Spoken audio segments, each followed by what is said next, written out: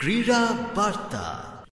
নমস্কাৰ, আকাশবাণী গুৱাহাটী কেন্দ্ৰৰ সাপ্তাহিক ক্ৰীড়া সম্পৰ্কীয় বাতৰিৰ অনুষ্ঠান ক্ৰীড়া বাৰ্তা পঢ়িছো অনুজা লোপামুদ্ৰাই। টি-20 বিশ্বকাপ বিজয়ী ভাৰতীয় পুৰুষ ক্ৰিকেট দলটো যোৱা বৃহস্পতিবাৰে এয়াৰ ইণ্ডিয়াৰ বিশেষ চাৰ্টাৰ্ড বিমানযোগে স্বদেশত আহি উপস্থিত হয়। মুখ্য প্ৰশিক্ষক ৰাহুল দ্ৰবিড়, অধিনায়ক ৰোহিত শৰ্মাসহ দলৰ সকলো সদস্যই প্ৰধানমন্ত্ৰী নৰেন্দ্ৰ মোদীক তেওঁৰ নতুন দিল্লীৰ বাসভৱনত সাক্ষাৎ কৰে। শ্ৰীমোদীয়ে দলটোক উষ্ণ আদৰণি জনোৱাৰ লগতে অনুপ্ৰেৰণামূলক কথাৰে খেলুৱৈসকলক উদ্বুদ্ধ কৰি তোলে। আনহাতে সেইদিনাই প্ৰধানমন্ত্ৰীগৰাকীয়ে আসন্ন পেৰিছ অলিম্পিকত ভাৰতক প্ৰতিনিধিত্ব কৰিবলগীয়া এথলীটৰ এটা দলৰ সৈতেও মত বিনিময় কৰে। এইবাৰৰ অলিম্পিকত এথলীটসকলৰ পৰা উন্নত প্ৰদৰ্শন আশা কৰাৰ লগতে শ্ৰীমোদীয়ে ভাৰতে 2036 চনত অলিম্পিক আয়োজন কৰিবলৈ ইচ্ছুক বুলিও প্ৰকাশ কৰে। কিছুসংখ্যক খেলুৱৈয়ে ভাৰ্চুৱেল ব্যৱস্থাৰে এই মত বিনিময় অনুষ্ঠানত অংশ লয়। ভাৰত আৰু দক্ষিণ আফ্ৰিকাৰ মাজত মহিলাৰ টি-20 ক্ৰিকেটৰ তিনিখনীয়া শৃংখলাৰ প্ৰথম দুখন খেল যোৱা 5 আৰু 7 জুলাইত অনুষ্ঠিত হয়। চেন্নাইৰ এম.এ. চিদাম্বৰম ষ্টেডিয়ামত অনুষ্ঠিত শৃংখলাৰ প্ৰথমখন খেলত দক্ষিণ আফ্ৰিকাই ভাৰতক 12 ৰানত পৰাস্ত কৰে। প্ৰথমে বেটিং কৰিবলৈ আমন্ত্ৰণ লাভ কৰি দক্ষিণ আফ্ৰিকাই নিৰ্ধাৰিত 20 অভাৰত 4 উইকেটৰ বিনিময়ত 189 ৰান সংগ্ৰহ কৰে। প্ৰত্যুত্তৰত ভাৰতে 20 অভাৰত 4টা উইকেট হেৰুৱাই 177 ৰানহে কৰিবলৈ সমৰ্থ হয়। উল্লেখযোগ্য যে এইখন খেলতেই ভাৰতীয় দলৰ উইকেট কিপাৰ ৰিচা ঘোষ আঘাতপ্ৰাপ্ত হোৱাৰ পাছতে বিকল্প উইকেট কিপাৰ ৰূপে অসমৰ উমা চেত্ৰীয়ে উইকেট কিপিঙৰ দায়িত্ব পালন কৰে। তাৰ লগে লগেই উমা ভাৰতীয় ছিনিয়ৰ মহিলা দলত প্ৰতিনিধিত্ব কৰা 83 সংখ্যক খেলুৱৈ ৰূপে চিহ্নিত হোৱাৰ কৃতিত্ব অৰ্জন কৰে। আনহাতে কালি অনুষ্ঠিত দ্বিতীয়খন টি-20 খেলত দক্ষিণ আফ্ৰিকাই নিৰ্ধাৰিত 20 অভাৰত 6 উইকেটৰ বিনিময়ত 177 ৰান সংগ্ৰহ কৰাৰ পাছত হঠাতে অহা বৰষুণজাকৰ বাবে খেলখন পৰিত্যক্ত ঘোষণা কৰা হয়। বৰ্তমানলৈকে শৃংখলাটোত দক্ষিণ আফ্ৰিকাই 1-0 অগ্ৰগতি লাভ কৰিছে আৰু কাইলৈ হ'বলগীয়া তৃতীয় তথা অন্তিমখন টি-20 খেলে শৃংখলাটোৰ নিৰ্ণায়ক ভূমিকা গ্ৰহণ কৰিব। ভাৰত আৰু জিম্বাবৱেৰ মাজত চলিত 5খনীয়া টি-20 শৃংখলাৰ শনিবাৰে অনুষ্ঠিত প্ৰথমখন খেলত সিকান্দাৰ ৰাজা নেতৃত্বাধীন জিম্বাবৱে ভাৰতক 13 ৰানত পৰাস্ত কৰে। খেলখনত জিম্বাবৱে প্ৰথমে বেট ধৰি নিৰ্ধাৰিত 20 অভাৰত 115 ৰান সংগ্ৰহ কৰে। প্ৰত্যুত্তৰত ভাৰতে 19 অভাৰ আৰু 5টা বলত আটাইকেইটা উইকেট হেৰুৱাই 102 ৰানহে কৰিবলৈ সক্ষম হয়। আনহাতে হাৰাৰেত অনুষ্ঠিত দ্বিতীয়খন খেলত কালি ভাৰতে জিম্বাবৱেক 100 ৰানত পৰাজিত কৰে। ভাৰতে টছত জিকি প্ৰথমে বেট ধৰাৰ সিদ্ধান্ত লৈ নিৰ্ধাৰিত 20 অভাৰত 2টা উইকেটৰ বিনিময়ত 234 ৰান সংগ্ৰহ কৰে। ভাৰতৰ হৈ অভিষেক শৰ্মাই 47টা বলত 100 ৰান কৰাৰ বিপৰীতে ঋতুৰাজ গায়কোৱাড়ে 47টা বলত 77 ৰান কৰে। প্ৰত্যুত্তৰত জিম্বাবৱে 18 অভাৰ আৰু 4টা বলত আটাইকেইটা উইকেট হেৰুৱাই 134 ৰানহে কৰিবলৈ সমৰ্থ হয়। ভাৰতীয় দলৰ মুকেশ কুমাৰ আৰু আৱেশ খানে 3টাকৈ উইকেট দখল কৰাৰ বিপৰীতে ৰবি বিষ্ণোইয়ে 2টা আৰু ৱাশ্বিংটন সুন্দৰে 1টা উইকেট লাভ কৰে।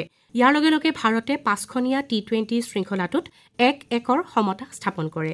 এইবাৰৰ উইম্বলডন টেনিছ প্ৰতিযোগিতাৰ ৰাউণ্ড অফ 16ৰ খেলসমূহ চলি আছে। কালি অনুষ্ঠিত ৰাউণ্ড অফ 16ৰ এখন খেলত পুৰুষৰ তৃতীয় বাছনিৰ কাৰ্লোছ আলকাৰাজে উগো হাম্বাৰ্টক 6-3, 6-4, 1-6, 7-5 ছেটত পৰাস্ত কৰে। আনহাতে আন এখন খেলত শীৰ্ষ বাছনিৰ য়ানিক সিনাৰে বেন শ্বেলটনক 6-2, 6-4, 7-6 ছেটত পৰাস্ত কৰি কোৱাৰ্টাৰ ফাইনেলত নিজৰ স্থান নিশ্চিত কৰিছে। ইপিনে আন এখন খেলত ডানিল মেডভেডেভে প্ৰতিদ্বন্দ্বী গ্ৰিগৰ ডিমিট্ৰভে আঘাতপ্ৰাপ্ত হৈ টেনিছ কোৰ্ট ত্যাগ কৰাৰ পাছত কোৱাৰ্টাৰ ফাইনেললৈ ৱাকঅভাৰ লাভ কৰে। আজি তাৰকা খেলুৱৈ নোভাক জকোভিচ, আলেকজেণ্ডাৰ জুৱেৰেভে নিজৰ ৰাউণ্ড অফ 16ৰ খেলত অৱতীৰ্ণ হ'ব। ইপিনে মহিলা ছিংগলছ শাখাত সপ্তম বাছনিৰ জেছমিন পাউলিনিয়ে মেডিচন কিজৰ বিৰুদ্ধে ৱাকঅভাৰ লাভ কৰে। আনহাতে নিউজিলেণ্ডৰ লুলু চুনে এমা ৰাডুকানুক 6-2, 5-7, 6-2 ছেটত পৰাস্ত কৰি কোৱাৰ্টাৰ ফাইনেললৈ অগ্ৰসৰ হৈছে। আন এখন খেলত এমা নভাৰভে দ্বিতীয় বাছনিৰ কোকো গাউফক 6-4, 6-3 পোনপটীয়া ছেটত পৰাস্ত কৰি কোৱাৰ্টাৰ ফাইনেলত উপনীত হৈছে। ইপিনে ভাৰতৰ ৰোহন বোপান্না আৰু অষ্ট্ৰেলিয়াৰ মেথিউ ইবডেনে উইম্বলডন টেনিছ প্ৰতিযোগিতাৰ পুৰুষৰ ডাবলছৰ দ্বিতীয় ৰাউণ্ডৰ পৰা অপ্ৰত্যাশিতভাৱে বিদায় লৈছে। শনিবাৰে অনুষ্ঠিত দ্বিতীয় ৰাউণ্ডৰ খেলত দ্বিতীয় বাছনিৰ ইণ্ডো অষ্ট্ৰেলিয়ান যুটিটোক বাছনিবিহীন জাৰ্মান যুটি হেনৰিক জেবিন্স আৰু কনষ্টাণ্টিন ফ্ৰাণ্টজেনে 3-6, 6-7 ছেটত পৰাস্ত কৰে। এইবাৰ আহিছোঁ ফুটবল জগতৰ বতৰালৈ। সমগ্ৰ বিশ্বৰ ফুটবল প্ৰেমীসকলৰ উৎকণ্ঠা আৰু মনোৰঞ্জনৰ উৎস ইউৰোকাপ আৰু কোপা আমেৰিকা ফুটবল প্ৰতিযোগিতা গ্ৰুপ পৰ্যায় অতিক্ৰম কৰি বৰ্তমান ছেমিফাইনেল পৰ্যায়ত উপনীত হৈছে। এই দুয়োখন বৰ্ণাঢ্য প্ৰতিযোগিতাৰ বিষয়ে আমাক সবিশেষ জনাইছে মানস প্ৰতিম শৰ্মাই। অনুজা পুৰুষৰ টি20 বিশ্বকাপ ক্ৰিকেট প্ৰতিযোগিতা সামৰণি পৰিল আৰু তাত আশা কৰা ধৰণে ভাৰতবৰ্ষ বিজয় হ'ল আৰু ক্ৰিকেটৰ পিছতে এতিয়া ফুটবলৰ জ্বৰ বিশ্বজুৰি অব্যাহত আছে দুখন বিশ্বৰ আগশাৰীৰ ফুটবল প্ৰতিযোগিতা সম্ভৱতঃ ফিফা বিশ্বকাপ ফুটবল প্ৰতিযোগিতাৰ পিছতে যাক স্থান দিয়া হয় ইউৰো কাপ ইউৰোপৰ আগশাৰীৰ দেশসমূহৰ মাজত শীৰ্ষস্থানৰ ফুটবল প্ৰতিযোগিতা লগতে কোপা আমেৰিকা ফুটবল প্ৰতিযোগিতা বিশ্বৰ দুটা ভিন্ন প্ৰান্তত ফুটবল প্ৰতিযোগিতা দুখন অব্যাহত আছে আৰু দুয়োখন ফুটবল প্ৰতিযোগিতাৰে বৰ্তমান দলসমূহ ছেমিফাইনেল পৰ্যায়ত দলসমূহ উপনীত হৈছে আৰু ছেমিফাইনেলৰ খেল আৰম্ভ হ'ব আৰু 15 জুলাইত চূড়ান্ত খেল অনুষ্ঠিত হ'ব প্ৰথমে আমি ইউৰো কাপৰ বিষয়ে উল্লেখ কৰোঁ ইউৰো কাপত পূৰ্বৰ বিজয়ী ইটালী পৰাজিত হৈছে আয়োজক দেশ জাৰ্মানী পৰাজিত হৈছে ৰনাল্ডোৰ দেশ পৰ্তুগাল পৰাজিত হৈছে চাৰিটা দল যিয়ে ছেমিফাইনেলত স্থান লাভ কৰিছে তাৰ ভিতৰত আছে স্পেইন ফ্ৰান্স